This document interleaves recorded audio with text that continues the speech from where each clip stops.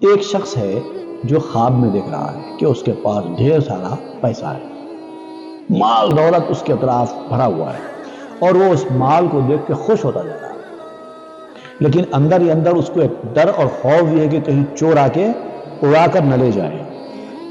چور سے ڈر رہا ہے خواب میں کہ کہیں کوئی چور نہ آ جائے اور میرا مال اڑا کے نہ لے کے چلے جائے۔ اس خوف کے مارے میں اس کا دل دھڑکنے لگا۔ تو خواب میں اس کا دل دھڑک رہا ہے خوف کے مارے کہ کہیں چور آ کر اتنا ڈھیر سارا مال اڑا کے نہ لے جائے۔ اور اسی دوران چون ز خوابش بر جہانت گوش کش، پس ز ترس خیش تسخر ایدش۔ اور یہی وہ خواب دیکھ رہا تھا کہ اچانک اس کا کان پکڑ کر کسی نے نیند سے اٹھا دیا۔ تو جب وہ نیند سے اٹھا تو خواب میں جو ہیبت اس کے اوپر طاری تھی، اس کے اثرات نیند سے اٹھنے کے بعد بھی اس کے دل کے اوپر محسوس ہوئے۔ دل دھڑک رہا تھا خوف کے مارے، مال دولت کے چلے جانے کا جو خوف ہے، اس خوف کے مارے اس کا دل نیند میں سے اٹھنے کے بعد بھی دھڑک رہا۔